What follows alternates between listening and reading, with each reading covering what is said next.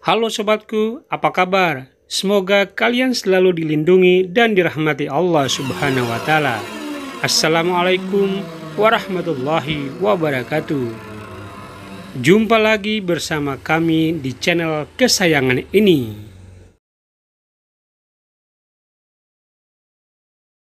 Tidak diragukan lagi bahwa perwujudan dari mukjizat Al-Quran sangat banyak dan terus-menerus ditemukan. Beberapa di antaranya adalah mukjizat ilmiah, mukjizat dalam hukum, mukjizat dalam retorika, mukjizat tentang nubuat, dan mukjizat ilustratif. Berbagai penemuan mengenai mukjizat Al-Quran merupakan kenyataan yang universal dan psikologis, yaitu saat ilmu pengetahuan menemukan apa yang disebutkan di dalam Al-Quran. Di sini, kita akan membahas salah satu dari perwujudan mukjizat ilustrasi Al-Quran, sebagaimana yang ditunjukkan dalam firman Allah Subhanahu wa Ta'ala. Maka apabila sangkakala ditiup sekali tiup, dan diangkatlah bumi dan gunung-gunung, lalu dibenturkan keduanya sekali bentur. Maka pada hari itu terjadilah hari kiamat, dan terbelahlah langit, karena pada hari itu langit menjadi lemah, dan malaikat-malaikat berada di penjuru-penjuru langit. Dan pada hari itu 8 orang malaikat menjunjung arsy Tuhanmu di atas kepala mereka. Pada hari itu kamu dihadapkan kepada Tuhanmu, tiada sesuatu pun dari keadaan yang tersembunyi bagi Allah. Adapun orang-orang yang diberikan kepadanya kitabnya dari sebelah kanannya, maka dia berkata, ambillah, bacalah kitabku ini. Sesungguhnya aku yakin, bahwa sesungguhnya aku akan menemui hisab terhadap diriku. Maka orang itu berada dalam kehidupan yang diridai, dalam surga yang tinggi, buah-buahannya dekat. Kepada mereka dikatakan, makan dan minumlah dengan sedap disebabkan amal yang telah kamu kerjakan pada hari-hari yang telah lalu. Adapun orang yang diberikan kepadanya kitabnya dari sebelah kirinya, maka dia berkata, wahai alangkah baiknya kiranya tidak diberikan kepadaku kitabku ini. Dan aku tidak mengetahui apa hisab terhadap diriku. Wahai kiranya kematian itulah yang menyelesaikan segala sesuatu. Hartaku sekali-kali tidak memberi manfaat kepadaku. Telah hilang kekuasaanku daripadaku. Allah berfirman, peganglah dia lalu belenggulah tangannya ke lehernya. Kemudian masukkanlah dia ke dalam api neraka yang menyala-nyala. Kemudian belitlah dia dengan rantai yang panjangnya 70 hasta. Sesungguhnya dia dahulu tidak beriman kepada Allah yang Maha Besar. Dan juga dia tidak mendorong orang lain, untuk memberi makan orang miskin. Maka tiada seorang teman pun baginya pada hari ini di sini. Dan tiada pula makanan sedikit pun baginya kecuali dari darah dan nanah. Tidak ada yang memakannya, kecuali orang-orang yang berdosa. Quran Surah Al-Haqqah ayat 13-37. Ayat di atas memiliki gambaran yang luas, ekstensif multidimensi, sekaligus mengagumkan. Ayat-ayat tersebut menyatukan kejadian-kejadian yang dahsyat dan menggemparkan dalam satu bingkai, menghubungkan hari terakhir di dunia dengan hari pertama di alam akhirat. Gambaran dalam Al-Quran ini dimulai dengan ditiupnya sangkakala, diangkatnya bumi dan gunung-gunung lalu saling dibenturkannya mereka. Kemudian, langit terbelah dan malaikat-malaikat berdiri di penjuru langit. Timbangan akan dikeluarkan untuk menghitung amal perbuatan dan pembalasannya. Selanjutnya, manusia terbagi menjadi dua golongan, golongan yang masuk ke dalam surga, dan golongan yang masuk ke dalam neraka. Pembaca ayat yang jeli, akan menyadari sejumlah karakteristik yang arsistik mengenai gambaran, kejadian dalam Al-Quran tersebut. Kami akan menjelaskan tentang hal tersebut dalam 3 sudut pandang. Kejadian pertama, terjadi perubahan yang drastis dan destruktif, di mana seluruh dunia akan berubah total dalam waktu singkat. Perubahan yang diilustrasikan dalam kejadian ini, akan terjadi dalam situasi yang penuh kesulitan, dan terjadi sangat cepat, tidak bisa diulangi. Inilah yang dimaksud dengan sekali tiup, sekali bentur, dan hari kiamat dalam firman Allah. Kejadian kedua, perbedaan antara kedua golongan, penghuni surga dan penghuni neraka, serta penentuan nasib dari keduanya. Dalam adegan ini, suasana yang tampak adalah kebahagiaan yang tak terkira pada golongan pertama, serta kesedihan disertai penyesalan yang teramat sangat pada golongan kedua. Hal ini terlihat jelas dalam ayat berikut. Adapun orang-orang yang diberikan kepadanya kitabnya dari sebelah kanannya, maka dia berkata, ambillah, bacalah kitabku ini. Sesungguhnya aku yakin, bahwa sesungguhnya aku akan menemui hisab terhadap diriku. Maka orang itu berada dalam kehidupan yang diridai, dalam surga yang tinggi, buah-buahannya dekat, kepada mereka dikatakan. Makan dan minumlah dengan sedap disebabkan amal yang telah kamu kerjakan pada hari-hari yang telah lalu. Adapun orang yang diberikan kepadanya kitabnya dari sebelah kirinya, maka dia berkata, wahai alangkah baiknya kiranya tidak diberikan kepadaku kitabku ini. Dan aku tidak mengetahui apa hisab terhadap diriku. Wahai kiranya kematian itulah yang menyelesaikan segala sesuatu. Hartaku sekali-kali tidak memberi manfaat kepadaku. Telah hilang kekuasaanku daripadaku. Quran Surah Al-Haqqah ayat 19-29. Pada golongan pertama, kata-kata yang mereka ucapkan penuh dengan kebahagiaan, sehingga bergema ke seluruh penjuru langit, karena mereka akan mendapatkan kehidupan yang diridai, dalam surga yang tinggi. Sementara pada golongan kedua, yang akan langsung terlihat dari mereka adalah kesedihan dan penyesalan. Hal ini ditunjukkan dengan ekspresi berikut. Alangkah baiknya kiranya, hartaku sekali-kali tidak memberi manfaat kepadaku, dan telah hilang kekuasaanku daripadaku. Ekspresi ini tampak begitu nyata bagi pembacanya, seolah-olah terlihat salah seorang dari golongan yang malang itu sedang menerima kitab amalnya dengan tangan kiri, menamparkan mukanya sendiri dengan tangannya.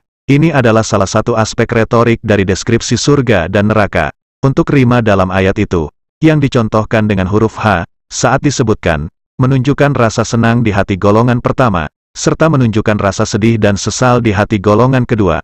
Kejadian ketiga, ilustrasi dari pemberian hukuman, diberikan dengan cara yang lebih menyakitkan hati dan nurani. Daripada hukumannya itu sendiri, adegan ini dipenuhi dengan kekerasan, kesukaran, dan kekejaman, seperti yang digambarkan dalam firman Allah. Peganglah dia, lalu belenggulah tangannya ke lehernya. Kemudian masukkanlah dia ke dalam api neraka yang menyala-nyala. Kemudian belitlah dia dengan rantai yang panjangnya 70 hasta. Sesungguhnya dia dahulu tidak beriman kepada Allah yang Maha Besar, dan juga dia tidak mendorong orang lain untuk memberi makan orang miskin. Maka tiada seorang teman pun baginya pada hari ini di sini, dan tiada pula makanan sedikit pun baginya kecuali dari darah dan nanah. Tidak ada yang memakannya kecuali orang-orang yang berdosa. Quran Surah Al-Haqqah ayat 30-37. Melihat ketiga adegan di atas, kekuatan dan mukjizat ilustratif Al-Quran, dan jangkauan dari dampak yang dimilikinya dalam menyampaikan perintah Allah kepada manusia, menjadi sangat jelas. Maha suci Allah, pencipta yang paling baik. Allah Subhanahu wa Ta'ala berfirman, bacalah dengan menyebut nama Tuhanmu yang menciptakan. Dia telah menciptakan dari segumpal darah. Bacalah, dan Tuhanmu lah yang Maha Pemurah, yang mengajar manusia dengan perantara kalam. Dia mengajar kepada manusia apa yang tidak diketahuinya. Quran Surah Al-Alaq ayat 1-5.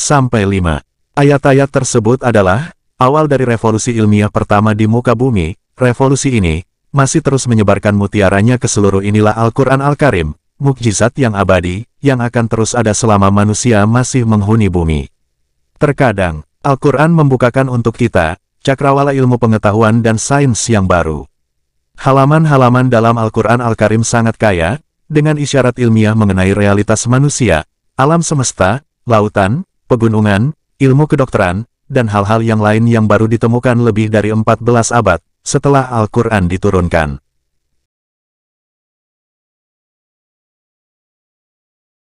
Allah Subhanahu wa Ta'ala berfirman, dan di bumi itu terdapat tanda-tanda kekuasaan Allah bagi orang-orang yang yakin, dan juga pada dirimu sendiri, maka apakah kamu tidak memperhatikan? Quran Surah As-Sariyat ayat 20-21. Firman Allah Subhanahu wa Ta'ala, kami akan memperlihatkan kepada mereka tanda-tanda kekuasaan kami, di segala wilayah bumi dan pada diri mereka sendiri, hingga jelas bagi mereka bahwa Al-Quran itu adalah benar. Tiadakah cukup bahwa sesungguhnya Tuhanmu menjadi saksi atas segala sesuatu? Quran Surah Fusilat ayat 53. Ayat-ayat ini menuntun manusia kepada tanda-tanda kekuasaan Allah, yang tidak terbatas dalam ciptaannya. Ayat-ayat ini juga mengandung kabar gembira, bahwa Allah pasti akan menjelaskan tanda-tanda itu kepada manusia, sampai kebenaran tampak oleh mereka. Mari kita dengan perlahan masuk ke dalam dunia yang rumit ini, di bawah naungan ayat-ayat Al-Quran di atas. 1. Terdapat sekitar 35 juta kelenjar di dalam tubuh manusia, yang diciptakan untuk sekresi, sementara untuk sel-sel di dinding usus yang mensekresikan cairan asam, terdapat sekitar 1 miliar sel.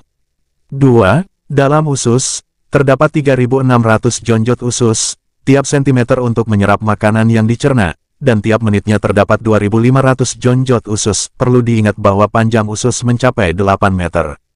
3. Mukosa di dalam mulut mengandung 500.000 sel yang mengeluarkan sekresi setiap 5 menit.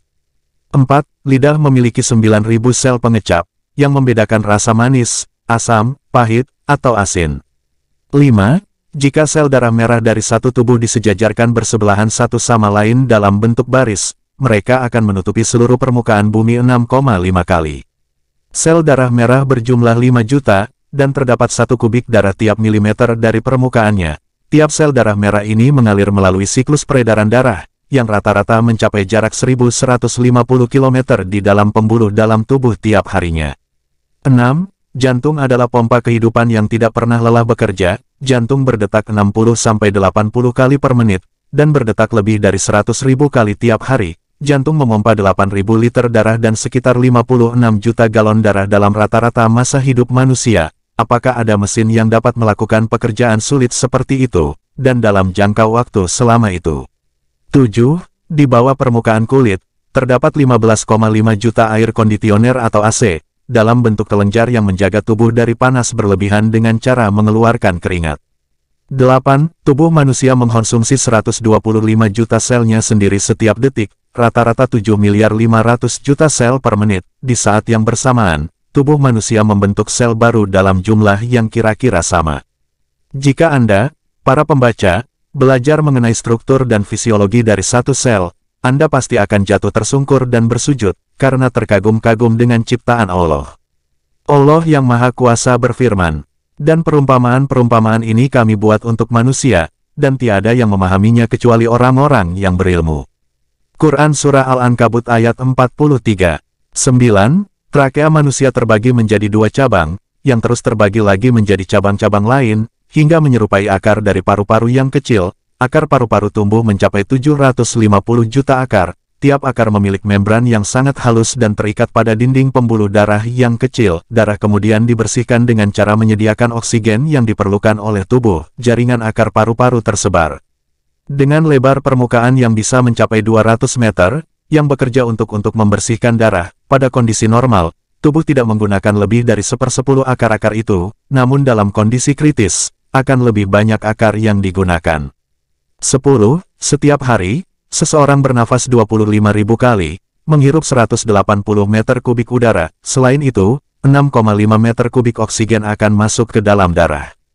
11. Terdapat 13 miliar sel saraf di dalam otak, dan terdapat 100 miliar sel gila yang bekerja sebagai pembatas yang kuat untuk melindungi sel saraf, agar tidak terpengaruh oleh apapun. Tumor tumbuh dengan mengorbankan sel gila. Karena sel safar terlalu sulit untuk dipengaruhi oleh kanker, otak mendapatkan nutrisi hanya dari glukosa, berkebalikan dengan jantung yang mendapatkan nutrisi dari glikol atau asam laktat. Otak tidak seperti anggota tubuh lainnya, lebih memilih glukosa.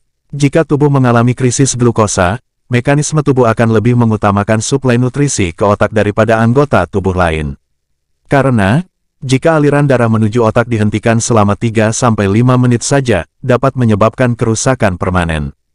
Otak memerlukan tidak kurang dari 1.000 liter darah tiap harinya.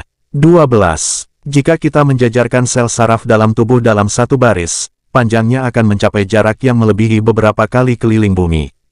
13. Dalam mata terdapat sekitar 140 juta penerima cahaya yang sensitif. Penerima cahaya ini adalah salah satu dari 10 lapisan yang membentuk retina, dan ketebalan hingga 0,4 mm. Mata mengeluarkan jutaan serabut saraf yang mengirimkan gambar berwarna. Allah Subhanahu wa Ta'ala berfirman, sesungguhnya kami telah menciptakan manusia dalam bentuk yang sebaik-baiknya. Quran Surah Atin ayat 4. 14. Telinga manusia memiliki 30.000 sel pendengar yang mengirimkan semua jenis suara dalam getaran yang berbeda-beda, dengan sensitivitas yang tinggi. Di telinga bagian dalam, terdapat bagian yang disebut labirin. Bagian tersebut dinamakan demikian karena seseorang dapat kehilangan dirinya, jika berbagai macam suara berbeda yang muncul dari lingkungannya, misalnya di lorong-lorong, gang-gang, dinding, galian, ruangan-ruangan, berbagai komunikasi, dan jaringan organisasi berada dalam bagian ini. 15. Terdapat 25 juta sel darah merah yang mengirim oksigen, 25 miliar sel darah putih yang melawan bakteri dan penyakit, serta memberikan kekebalan bagi tubuh, dan 1 triliun keping darah untuk mencegah pendarahan, dengan cara koagulasi pembekuan pada tiap pembuluh yang terluka. Sel-sel ini pada dasarnya terbentuk di sumsum tulang, yang mengalirkan 2,5 juta sel darah merah, 5 juta keping darah, dan 120.000 sel darah putih ke dalam darah dalam 1 detik. Fungsi ini melemah dan berkurang pada orang yang sudah lanjut usia. Hal ini mengingatkan kita pada firman Allah Subhanahu wa Ta'ala mengenai Nabi Zakaria alaihissalam. Ia berkata, "Ya Robku, sesungguhnya tulangku telah lemah, dan kepalaku telah ditumbuhi uban, dan aku belum pernah kecewa dalam berdoa kepada Engkau, ya Robku." Quran Surah Maryam ayat 4:16, terdapat 1 juta unit fungsional untuk membersihkan darah. Mereka mengirim 1.800 liter darah ke ginjal dalam 24 jam. Kemudian 180 liter dari darah ini disaring, sebagian besar darinya diserap kembali di pembuluh-pembuluh ginjal. Sisanya membentuk sekitar 1,5 liter residu yang dikeluarkan dari tubuh dalam bentuk urin. Panjang dari tubulus dalam nefron-nefron ginjal mencapai 50 km. Itulah ciptaan Allah yang maha sempurna.